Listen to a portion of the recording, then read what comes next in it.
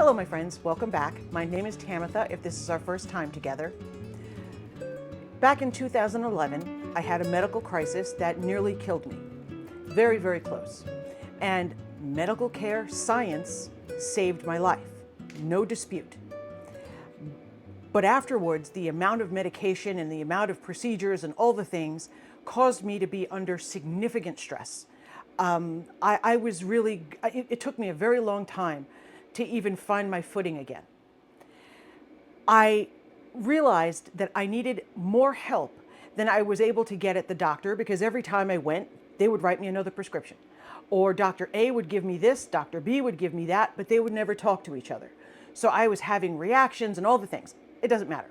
The point is that I used that as a jumping off point to trying to do a little bit more to help myself. And what I mean by that is learning about some of these herbal remedies to support what I was already having dealt with at the doctor. I am not one of those people who thinks, well, if you're going to be into herbal remedies, that means that you don't go to the doctor unless your head's falling off. I don't agree with that at all. I think that science is a marvel, and I think without it, I'd be dead. So I don't understand why a lot of people feel we have to choose. I am not one of those people. I am a person who I like to do for myself when I can, when it's effective, when it's not wasteful, and when I don't have to chase my kids down because it tastes so bad that even if it was the best cure in the world, they won't take it. Because if they won't take it, if no one in my house will take it, I'm not being helpful. So over the years, I've spent a lot of time since 2011 learning how to make a lot of things. And I've whittled it down to where if it wasn't effective, I crossed it off my list. Even if it was effective, if the taste was so bad or you had to take it so ridiculously often that it, again, not effective because you're chasing people around or the kids are at school and I'd have to go to school 35 times in the day, that's not helpful. So I'm going to share in this series the collection of skills, recipes, methods, techniques that I've learned in a tremendous amount of work and effort since 2011. Ways to support my family, ways to help with your basic first aid kit, how to handle when someone gets hurt. Now, I'm not talking about punctures and gaping wounds. For the love of all that is holy, go to the doctor. You shouldn't feel guilty because you're learning about herbal remedies that you need to go to the doctor. That's absurd, in my humble opinion. But there are ways that we can make our own wound sprays. There are ways that we can make our own antibiotic ointments. There are ways that we can do simple things when you live on a farm. And, when you're cleaning out the chicken coop and you've gotten a scratch, well, a chicken coop's not the cleanest place in the world, even when you do a good job. So you're going to want to do more than just wash it out with a little soap. That's the kind of thing I'm talking about. When you've got cold and flu and you just feel terrible, things that can help support those symptoms and help you feel better and help you feel a little more support while you're going through cold and flu. That's what I'm talking about. When you've had a miserable stomach for whatever the reason, not including food poisoning or something really serious, but just, a tummy bug. That's the kind of thing I'm talking about. There doesn't need to be a choice between either you're all in and everything you do for herbal remedies is, if it's not in your apothecary, it doesn't happen, or you don't believe in it at all. It's not a matter of belief.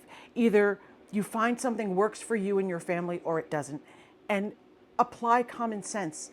We don't have to choose. And so I just thought I could share what has worked in my family, what has worked for us to help us through those times when we've got, a little injury, nothing major. When we don't feel great, again, nothing major. But feeling a little bit better, having a little support that we were able to grow from our garden or source from a place that we trust was worth our time. And over this series, I'm going to be sharing specifically those things with you.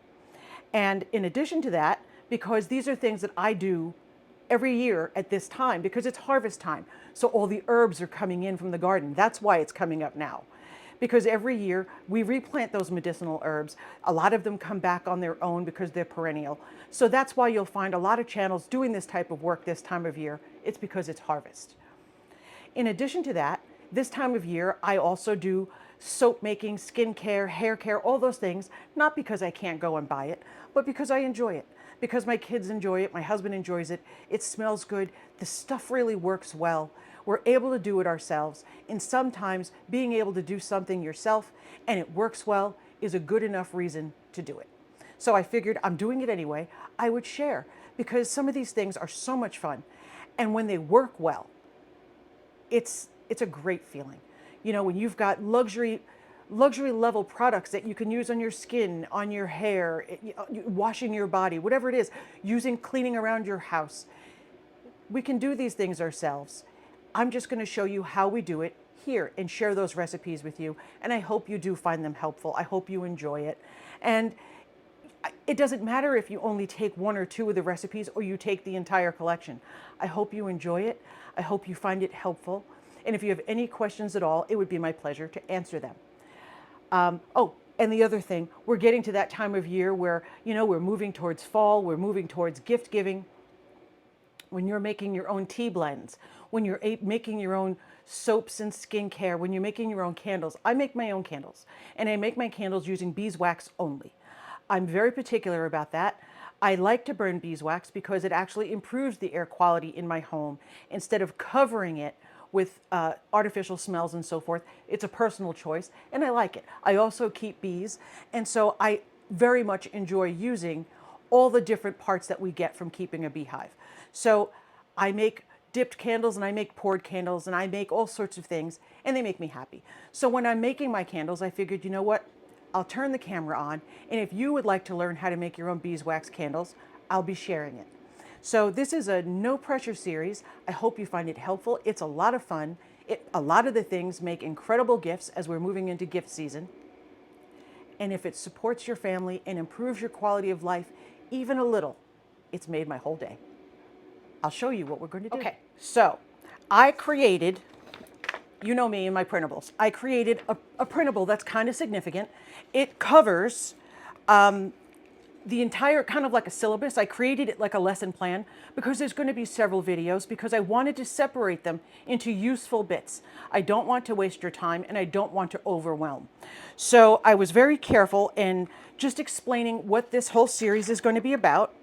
The foundations, teas, infused oils, our first aid and comfort kits, home care so we can take care of our homes without bringing chemicals in because I hate that.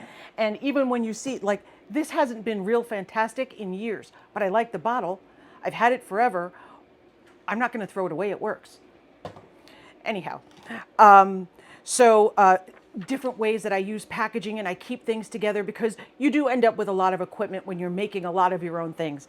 I've come up with some systems that work really well in how I store things, how I package them, how I give them away when they're gifts. So I thought I'd share it. I created for you a list of the herbs that I think that are just like fundamentals, nothing crazy, nothing that are hard to find. You can grow most of these if you have the room. If you don't, I will be providing sources, but nothing difficult. No herbalist license needed or anything like that. You don't have to take any deep classes. These are all very simple and they're meant to be. They're meant to just do their job, give you a little support and move on with your day.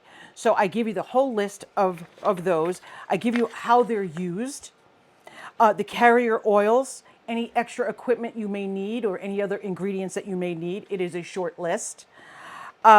Different things you'll need from your kitchen, you know, ginger, garlic, horseradish, chilies, lemons, nothing strange. If it's weird and hard to get, I'm not going to do it either. So I gave you the list of some equipment and some basic things, and we're going to have a lot of fun. It's a series that will be, you know, it'll be sprinkled in amongst all the others.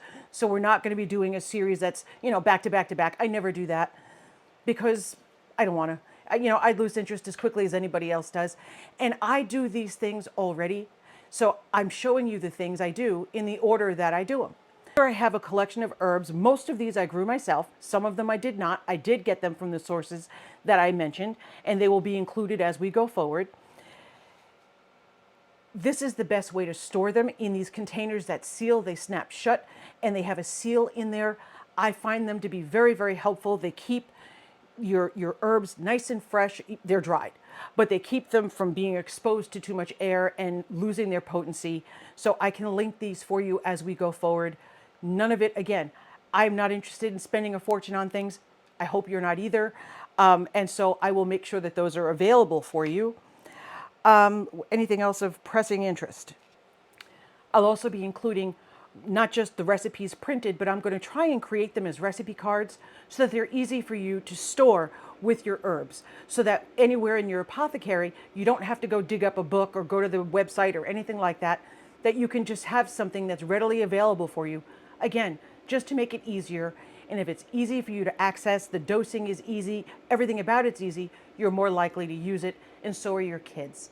I'm also putting together for you, just to keep in your first aid kit, some basic how to handle emergency situations for your children. What if nobody's home and the kids were playing and somebody's got a cut or a scrape, nothing major that requires medical care, but maybe they're nervous, somebody's hurt, just something that we can cut. It's again a card that we can stick into our first aid kit so that our kids can look at it and say, okay, step 1, we wash the wound. Step 2, we debride the room, we wash the wound, we pat the wound dry, and then we go forward. These are just simple things that I keep on hand in my house. I always have, because again, when you're in a farm setting, in a homestead setting, unfortunately, splinters, scratches from on rusty gates, things like that. We all have tetanus shots. I mean, that's one of the things. Living in a lifestyle like this and not having a tetanus shot is a bad idea, because keeping away rust is very, very difficult. It's easier to keep current with your tetanus, in my humble opinion. But making sure that everyone knows how to handle minor emergencies, get away. It just makes everybody feel a little more prepared. So I want to do that. And so I have that for my kids. I have that in my home. So I'm going to make sure that when we go through this process, as we begin, I'm going to include that in case you want to add it to your first aid kit. It is very helpful. And it's actually helped quite a lot, because we'll be doing infused oils, which is such a wonderful thing to have on hand, because different herbs infused in different oils can help with so many skin conditions, minor injuries, aches and pains, things that are really easily handled at home if you have what you need on hand. We'll be doing tea blends. They're wonderful. And you know what? If they're on my list, it's because they taste delicious. There's a lot of teas out there that are highly recommended by herbalists. Herbalists I respect. I am not in any way insinuating that their work isn't amazing, because it absolutely is. But when the tea is so bitter, there's nothing I can do to make my family drink it. Nothing. And I can promise them they'll feel 100% better. They'd rather be sick. And that's just the reality of the situation. And to be perfectly honest, I end up not drinking it myself. And I mean well when I make the blends and I follow the directions. I say to myself, I know this tastes bad, but it's going to help. The truth is, when I already feel terrible, the thought of drinking something that tastes terrible, I'm not going to do it. So on the list of tea blends, they have passed our test of tasting approval, and they do what I say they're going to do in our experience, and I hope that is something that you enjoy. Plus, they make great gifts. Tinctures, all sorts of things. It's a lot of fun. A lot of the herbs that you see that we have here, Tulsi, I've shown you in our garden tours. We've been doing a lot of garden tours. I've shown you all throughout. Comfrey, Tulsi, otherwise known as holy basil, lemon balm, hyssop, so many different herbs that we have growing outside. We're very careful how we grow them. We make sure that we have our list every year, and we just do an inventory. What am I running low on? I plant more of that. If I have plenty from last year because I didn't need it, if it's still in great shape, I'm going to skip it. I hate waste. I don't want to waste my time. I don't want to waste my garden space, and I don't want to waste your time.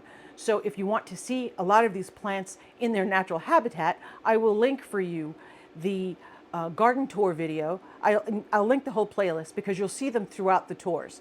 And last year, I'll actually link for you. I showed harvesting them, how I dry them, all that stuff. I will link that for you in the video below, in the description box below, because that technique remains the same. It works really well. I show you either in the dehydrator or just hanging them to dry. Works fantastically and a very inexpensive solution. It doesn't even cost any power. So I will make all of those things available to you. I wanted to just take a moment and introduce this series to you. And the most important thing was to get this printable into your hands, because we're about to have a lot of fun and end the series with a collection of products that are really great, make great gifts, they work, they're not expensive, and they're a lot of fun, and they will offer support to your family on those days when you just need it. This is the last of my elderberry, and this stuff, you can do so many things with elderberry. And I had a lot of questions because a lot of people take their elderberry, put it in the freezer, and then remove it all and put it in the jars. I soak it, make sure it's really well cleaned, and then run it through the dehydrator. I don't do the freezing step because I've never found I needed to. But just to try it, so many people mentioned it, I have to try it next year. So I actually put it in my journal, my garden journal for next year, because I don't want to forget. But doing it this way, all the little berries, they fall right off. And it just takes no effort, and I'm able to take the whole collection of berries. I run them through a sieve that has the perfect size for my tiny little berries. It filters out the little pieces of the branch, and I'm good. And elderberry is one of those things that if you were not able to grow it, I strongly recommend that you buy it. I can link sources for you, but it makes really helpful remedies when you just feel terrible, when you're under the weather, cold and flu season. One of the best things you can get your hands on is an elderberry syrup. It's fantastic. But there are so many others that you'll be able to make. On the list is not this entire collection. I would never ask you to get this entire collection. It's unnecessary.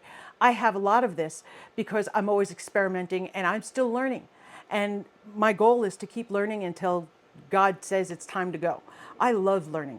So please don't think that because I have this massive pile in front of me that is something that you need or that I expect. Absolutely not. I wanted to make sure that I gave this to you in advance because there are a few things here that everybody may not have handy.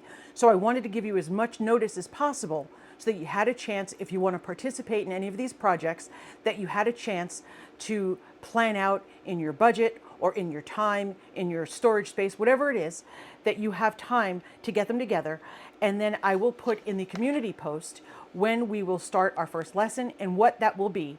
So, you don't have to wonder, well, what's the first ingredients we'll need? I'll make sure that that's announced in advance because I don't want to waste anybody's time or have anybody spend any money on something they don't want to. That matters to me. Thank you so very much. I'll see you next time. I have to handle a lot of elderberries and nobody's going to do it for me, so I better do it myself. I love you so much. See you next time.